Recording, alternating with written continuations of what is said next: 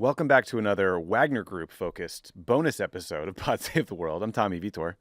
I'm Ben Rhodes. Wow, Ben. Quite a day today. A lot of news going on. We got a Republican debate tonight and reports that Yevgeny Prigozhin is dead.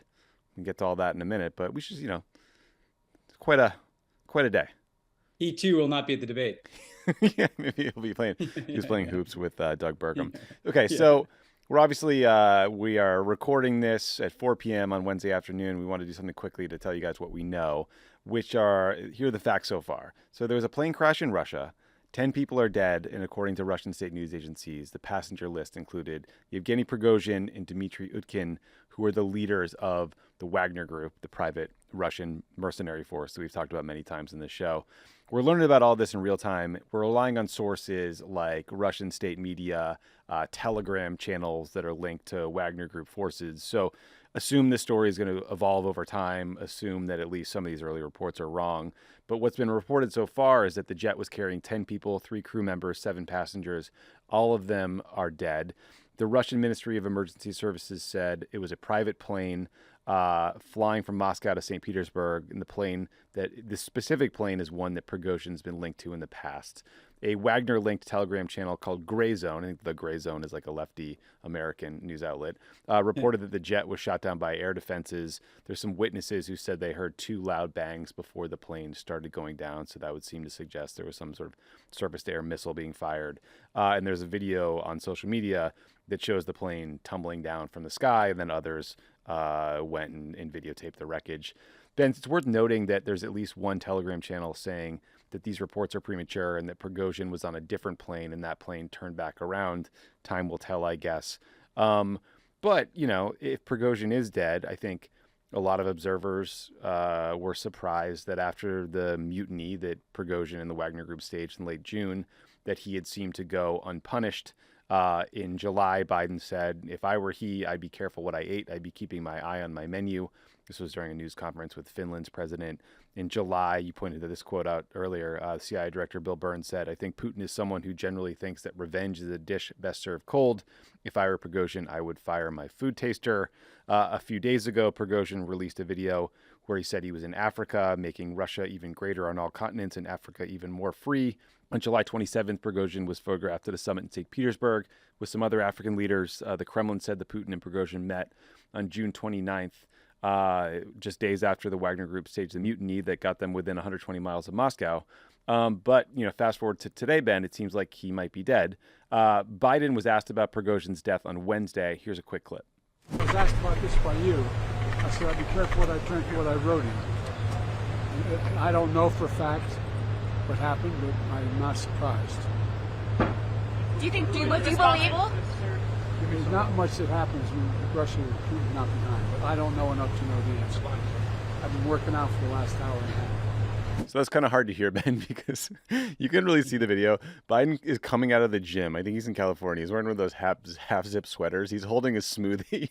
And he gets asked by the press pool in like some parking lot what happened. And he's like, I don't know, guys. I've been working out for like half an hour. Prigozhin might be dead, but it's leg day. So, I got to do what I got to do. Anyway, Ben, like this to me is kind of the definition of shocking, but not surprising if Prigozhin is dead. But what's your reaction to what we've read so far? Yeah. First of all, the administration really likes food metaphors. I don't know if it's because Prigozhin's background is a caterer. Interesting. Yeah.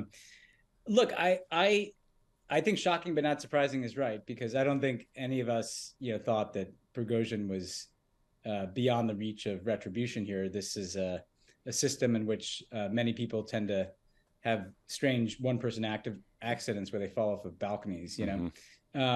That said, I mean, it did seem to me like Putin might have given Prigozhin a little bit more of a lease on life, in part maybe to kind of figure out, consolidate what the Wagner Group's resources are going to be. Like, Putin's clearly been trying to integrate Wagner fighters into the regular army in Ukraine, and clearly wouldn't want to lose the levers that he can pull into Africa and the Middle East through the Wagner Group's operations. So, it's a bit surprising that after this kind of period of time in which he was popping up left and right, including a video in recent days where he claimed to be in Africa, that he goes down like this. I think there are a few things that stand out to me in initial reactions. The first is it does appear like, unless there's a miraculous coincidence of an aviation accident, that this plane was brought down, shot down, or something. That's pretty. That is pretty brute force, to kill, reportedly 10 people on a Yeah. plane like that. And as we'll get into, I think, it wasn't just Prigozhin. It seems like there are other members of the Wagner High Command. And so it feels like not only a message to Prigozhin, or at least a message to everyone else who watched Prigozhin, but also maybe an effort to kind of decapitate a piece, at least, of the Wagner Group. So pretty dramatic here. This is beyond even just like a one person falling off the balcony thing. This is like, let's stick on that for a second. I mean, you're right. Putin has employed a lot of ways of killing people. People fall out of windows. Alexei Navalny was poisoned. Other people are just shot. Like, again, we're kind of speculating here, but what kind of message do you think it sends to use an anti-aircraft missile over Moscow, right? It's a combination of risky, complicated, as high profile as you could possibly get. Like, what do you make of that choice? I think there's a couple of things. Yeah, you're right. I mean, this is a plane that was going from Moscow to St. Petersburg, right? So this is like over the heart of Russia. And it kind of militarizes the manner in which Putin is repressing people and exacting revenge. It's a kind of assuming it was shot down, this is like a military operation essentially on Russian soil. And that, I think foreshadows like an even more brutal and militaristic turn in terms of Putin's repression. I think it may speak to the threat he felt from Prigozhin and the Wagner Group generally, that he may have not just killed Prigozhin, but a bunch of people that were on that plane as well. The fact that it took place, and we'll get into the fact that he also demoted a very important general who allegedly knew of the mutiny, may have participated in it, or at least knew about it. That suggests that this wasn't like a freak accident, right? This felt coordinated, like, the same day they demote this general, they shoot down this plane. Sergei Surovkin was the Surovkin, general, yeah. While Putin is, commemorating this, victory of the Red Army over the Nazis in World War II, which is, striking pretty deep chords in the Russian national memory. So there's a lot going on here in terms of this not just being like your typical assassination of a Putin opponent, but kind of a militaristic message about who's in charge here. I'll say this one thing, Tommy. Like in the initial days of the mutiny, there was some hyperbolic commentary. This is the end for Putin, et cetera. Mm-hmm. Now I think I'm beginning to see some hyperbolic commentary. Putin's stronger than ever. I'm going to zag off of that. I don't think it's a good thing for Vladimir Putin that there was a military mutiny and then all this uncertainty, and then he had to shoot down a plane that includes a longtime close oligarchic associate of his who commands the most lethal military mercenary force in Russia and beyond.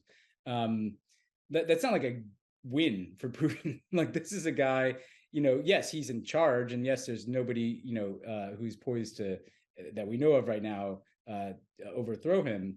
But this is a guy who, like, should be focused on this kind of full-scale invasion he launched of neighboring state, who's clearly, had to focus on not just killing Prigozhin, but sending a message of paranoia and fear to everybody in the Russian elite to back off.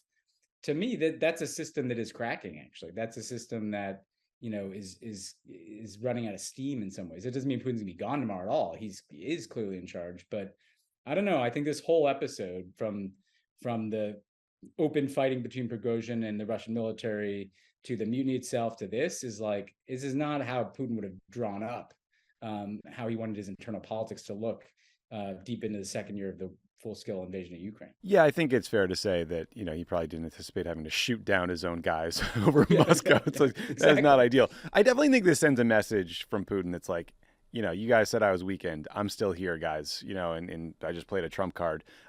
It is very weird to me. Look, Prigozhin could be alive. These reports could all be wrong. There's this Telegram channel saying he was on a different plane. That plane turned around and went back to St. Petersburg. I'm not saying I believe that, but like, we're all open to all possibilities here. We're working with deeply flawed media sources.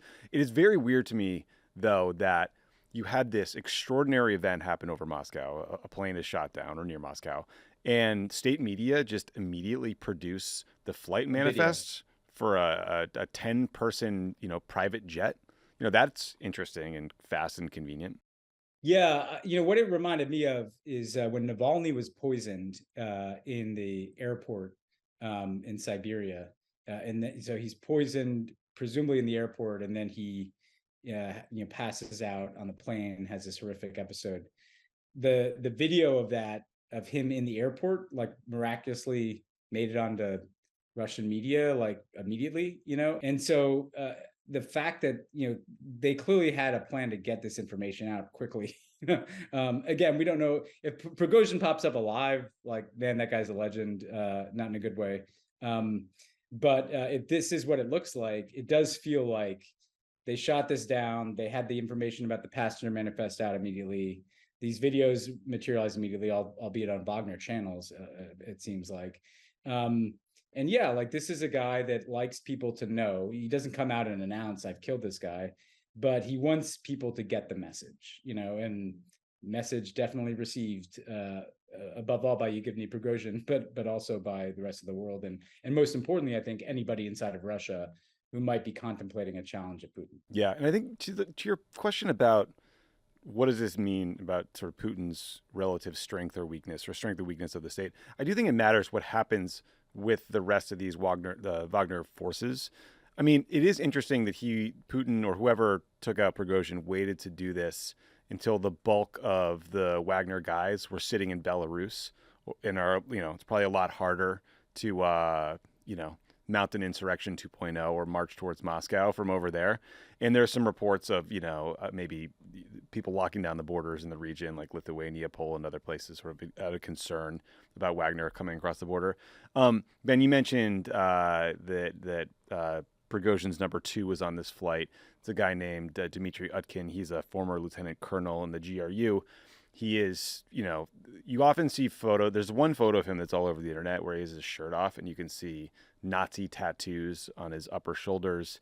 He was known to sign his name with 2 lightning bolts, which was the insignia of the Nazi SS. He was like kind of the field commander of the Wagner Group, and Prigozhin was the CEO and financier. So it really is like the big boss, the overseer, the guy with the connections to the Russian state who's now dead, and the battlefield commander who is sort of in the trenches leading the troops is now dead. And the question I have is, are the remaining Wagner forces loyal to them, or are they going to do something, or are they just mercenaries for hire who will kind of go along with the next guy? I think that's a big open question.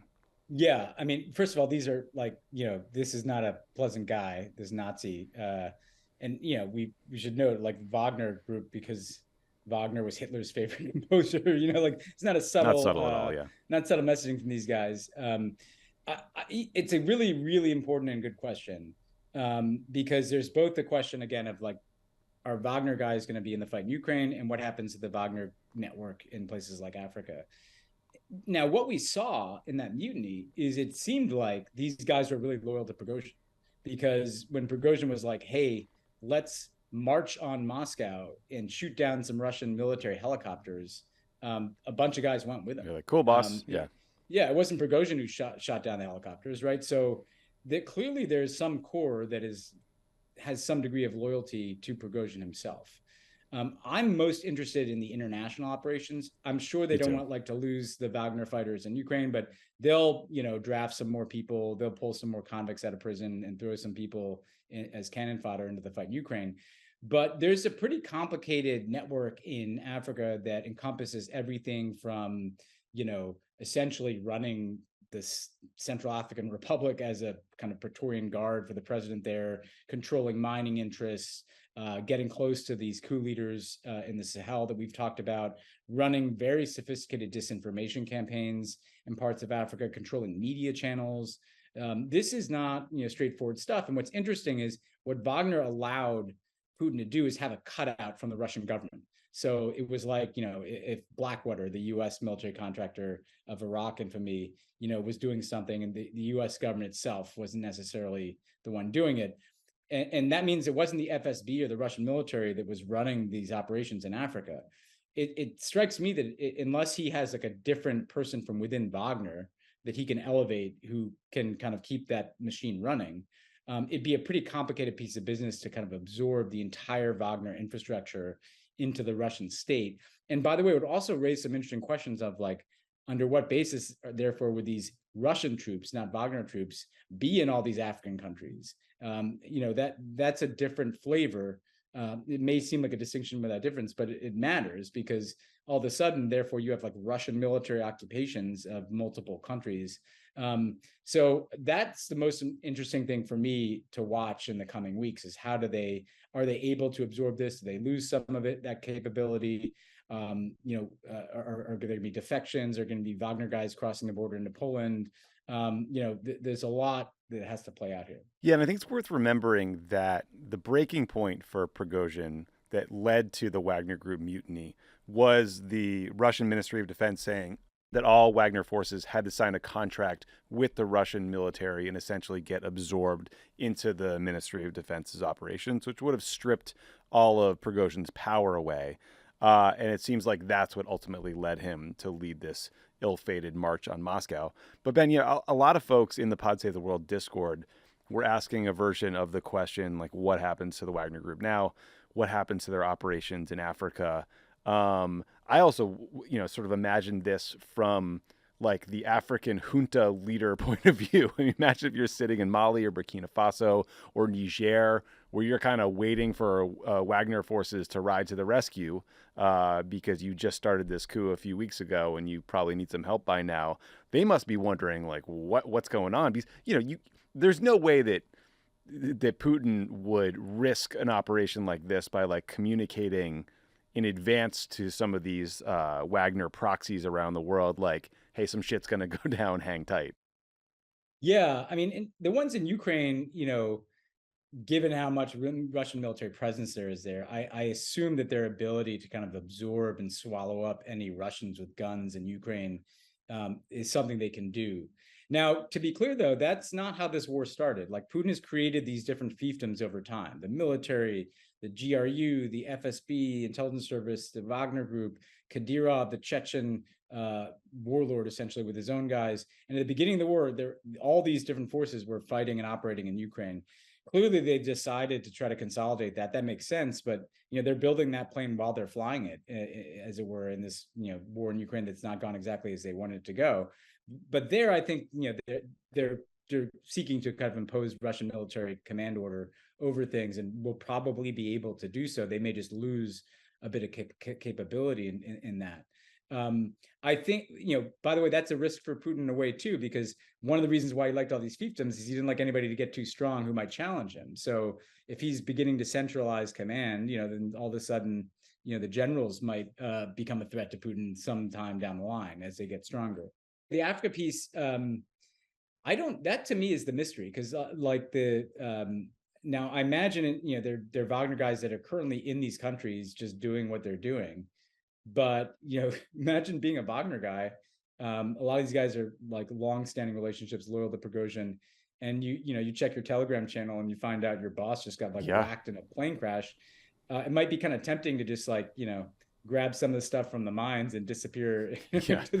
Grab a couple giant diamonds and get out of there. I'm not sure I'd want to be hanging out waiting for my new commander, No. So again, the best case scenario for Putin is that he somehow has some other person who's high up in the Wagner thing that he has been working with him, who's set to take the helm here. But I have to imagine at a minimum it's disruptive for that. Yeah, and there might be some new listeners to the show today. Just to remind you who Yevgeny Prigozhin is.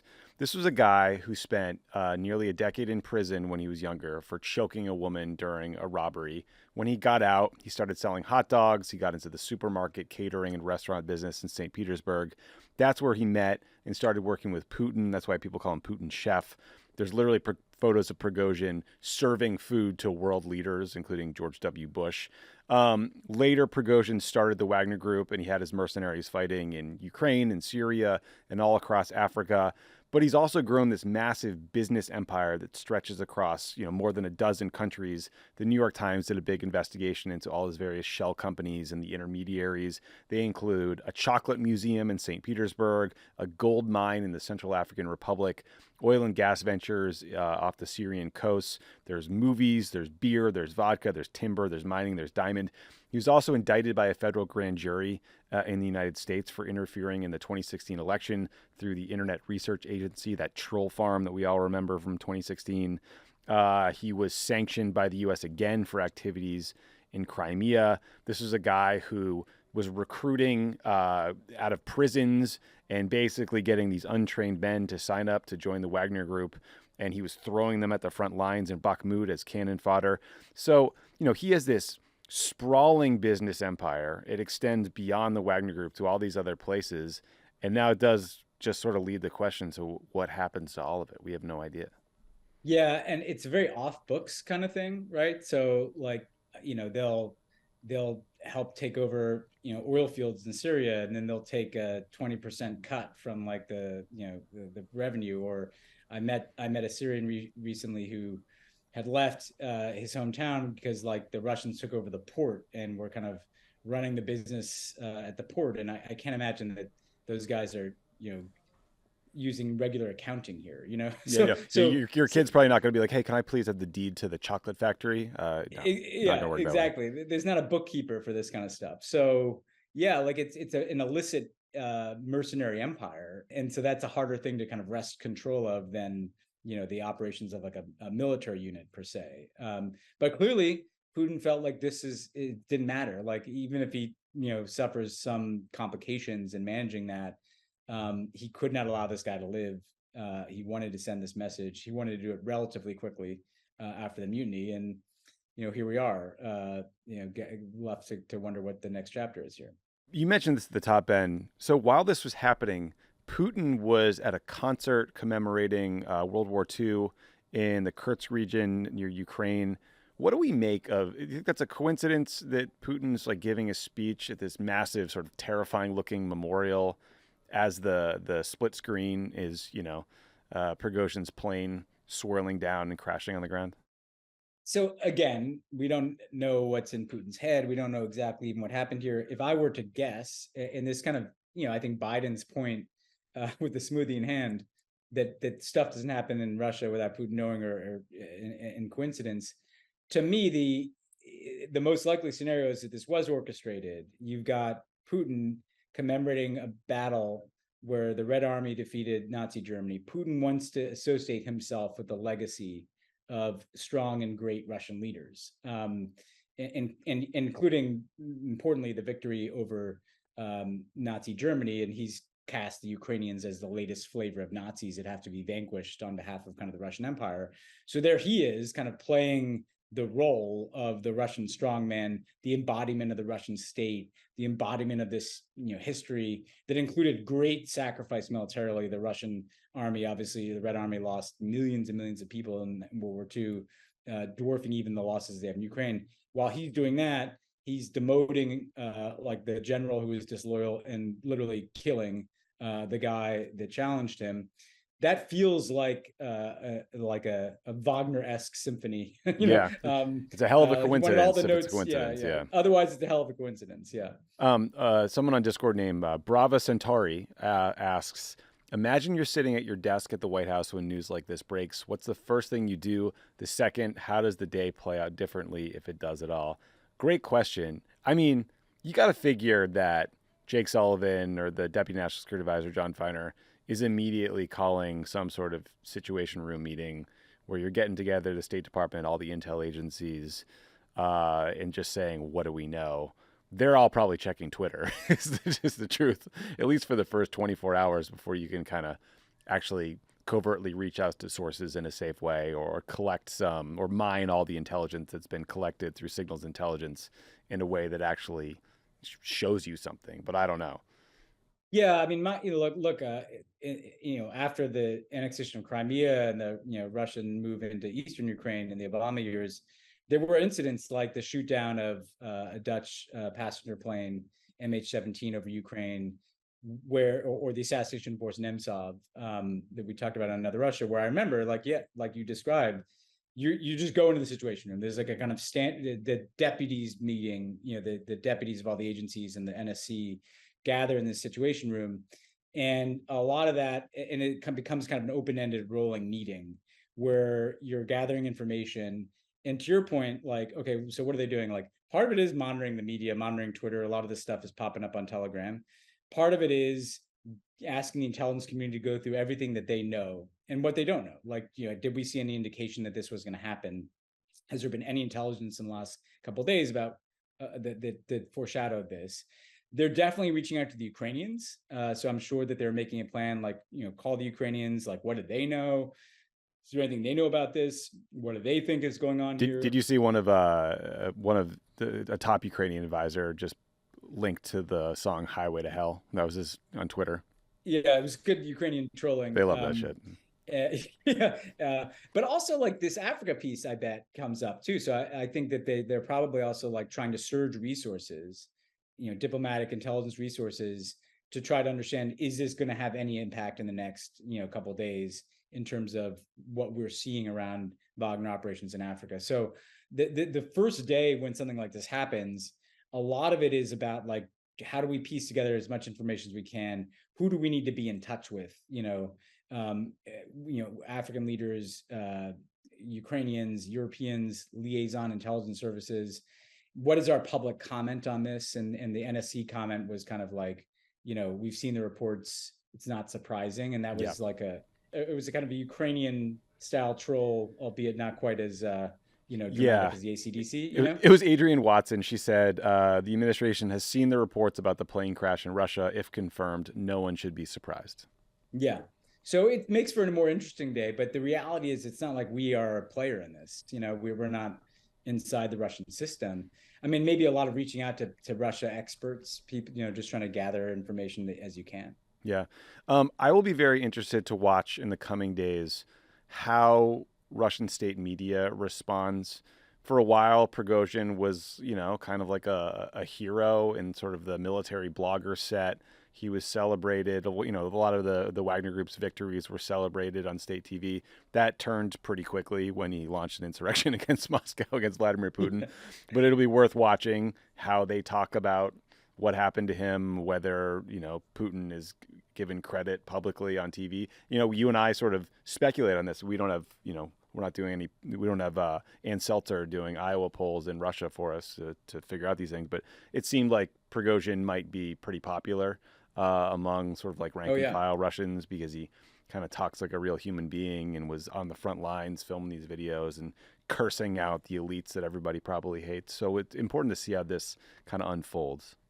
Yeah, and we've talked about that far right, military blogger, set of people, and Putin recently had one of those guys tossed in prison. Pretty prominent guy that was part of the support for separatists in Eastern Ukraine. And, like, what's their reaction? Is there you want to look for any inkling of any backlash to this from the Russian far right or ultra nationalist right? Is someone going to try to make a play to be the new Prigozhin and be taping videos? Like, it is. It's not like totally risk-free for Putin. I don't think he's going to face a mutiny anytime soon. But, like, does the kind of sentiment that Prigozhin tapped into, this frustration with the Russian military command and the conduct of the war, combined with this kind of ultra toxic masculinity, Russian nationalism, like, are other people going to make a play to be that person? So you'd be looking at all that. Yeah, and the last thing I'm interested to see is, or I bet a lot of people were wondering, is what impact might this have on the war in Ukraine? My understanding from listening to military experts, and I don't ever pretend to be one, is that the Wagner forces were mostly doing offensive operations in places like Bakhmut, and then largely were kind of pulled off the battlefield. A lot of the most experienced guys, I think, are now up in Belarus. So I don't know that the Russian forces are about to lose a lot of guys if, the Wagner forces pack up and leave at this point. I think the Russian military is kind of dug in a lot of these trenches and they're doing defensive operations, but who knows? We'll find out. Yeah, I guess, Bakhmut, it's interesting how much Russian manpower may have left Bakhmut. I think on the Russian military front, the Surovkin, the general who got, shit canned and may have his own accident, I don't know. He by all accounts had been pretty effective, in coming in and helping to kind of create these defensive lines. And so, when you're losing Prigozhin and his guys, and you're demoting this general and probably taking him off the field, like that may have some impact over time, right? In terms of the conduct of the war, but that's probably not something you're going to see quickly. Yeah. I should say, Ben, that one of the Discord questioners who asked about how this incident's being sort of reported and viewed in Russia has the name Hannah Worldo 9981 on Discord, which I know that's not my wife because she spells it with two H's and she doesn't listen to this show. But, we really appreciate you being a part of the Discord community here, Hannah. Thank you, Hannah. Yeah, or Hannah, who works with me, friend of the pod as well. I don't know. Yeah, it could be your Hannah. Hannah. A bunch of Hannahs. Yeah. Yeah, Hannah Vitor is kind of like, I don't know, man. I like keep it. I like keep it on I can't Wednesdays. see Hannah. I can't see her slipping into the Discord. No. Well, that's all I got. Obviously, we did this very quickly because just wanted to talk about what we knew. I imagine we might do more bonus content than on Thursday or Friday if there's more to report, or just dig deep on for Wednesday of next week. But anything else you want to add before we wrap? I think the only thing I'd say is, like, part of what's interesting is we live in this kind of crazy, news cycle stuff. And, the war's been going on. The full scale invasion was February 22nd. So it's been like a year and a half. And just think of how much stuff has changed, like how many surprises there have been, how many twists and turns. It's a reminder, that stuff that was unthinkable 6 months ago, like the idea that Wagner would march on Moscow and then Prigozhin be shot down in a plane. If I told you, that's not totally surprising today to learn that news. But if I told you, at the beginning of this calendar year, hey, guess what's going to happen? You'd be like, what the fuck? So I think it's a reminder that whether we're talking about the battlefield state in Ukraine or the state of Russia's internal politics, this is when you start a war like this, you don't know how it's going to end. Putin doesn't know how it's going to end. And I that's why I want to end on like this note of like, because I was reading these takes of like, well, actually, no, like Putin's stronger than ever. Like, there's a lot. This suggests a degree of uncertainty inside of Russian politics. Yes, Putin is the strong man on top of a bunch of corrupt, rotted out fiefdoms, but this is not like a cohesive system that is functioning. There's not like a political party. This is not like the Communist Party of China or the old Soviet Politburo. This is Putin sitting on top of an elite that is made up of a bunch of self-interested, corrupt motherfuckers, Yevgeny Prigozhin. And I don't know, like I wouldn't be buying stock in that system right now when planes are getting shot down. I also think it's kind of this mafia style hit, right? Like, and there's something about the guy going down on a private jet. It's kind of a metaphor for the entire Russian oligarchy. Like he's got the private jet, but he still gets shot down by the czar. Yeah, the mega yacht would be the only like sort of better example. Yeah, I'm with you. Putin is a mob boss. He's sort of got all these like capos that he's allows to operate and fight each other because that kind of keeps him on top. And he just took one out. But yeah, there's a lot of risk to that. I guess listeners might ask or wonder, why do you guys dunk on Vivek Ramaswamy so hard? Because you hate the blob and you hate the kind of like boring standard national security people, and he's at least trying to say things differently. And for me, it's because he's just so unbelievably arrogant and like doesn't know what he doesn't know. And if anything 4 years in the White House taught me, it's humility and how little control you actually have even when you're the president of the United States, and how unpredictable world events are. So I'm with you. Like anyone offering a hot take on Twitter who thinks they know exactly how things are going to play out from here, like they're full of shit. Unfollow that. No, and that's a really good point. Just to dunk on Vivek one more time before the debate, because keep in mind what Vivek has been arguing, which is something, by the way, we're going to hear more of, which is that his argument is literally we should give Putin like the chunk of Ukraine he has in exchange for a deal in which he breaks his military alliance with China and makes him deal with us. Like this, that presumes that Vladimir Putin is trustworthy. This kind of he's like a guy in like a VC tech deal with Vivek. Right, like, he's a rational actor. This guy is like a brutal megalomaniac, and so the conversation has to take that into account. And to be clear, I learned that the hard way over 8 years. We tried to do self-interested, rational deals with Putin, and what you learn at the end of the day is like this guy is about one thing and one thing only, which is his own power and his own kind of dreams of grandeur, and anything in his way is going to get plowed over. And that's why I think you have to be quite skeptical of of the efficacy of that kind of diplomacy with somebody like this. Yeah, 5D chess doesn't really work with someone like Yeah. Vladimir Putin. All right, well, that's it for us for today. If there's more big news, maybe we'll do this again this week, or maybe we'll wait till next week. But thanks for listening, and holy shit. Holy shit. Yeah, join the Discord. Get on Join the Discord. with Hannah, Discord's with fun. Yeah, come see Hannah Worldo and my guy. There's a guy named Dude Guy Pal who has some great questions. Alexandra had some great questions, and then Brava Centauri. So thank you all. I mean, many more. I shouldn't have named any names. Now we're gonna get in trouble. But those are some ones that I wrote down. All right. Thanks, guys. Later.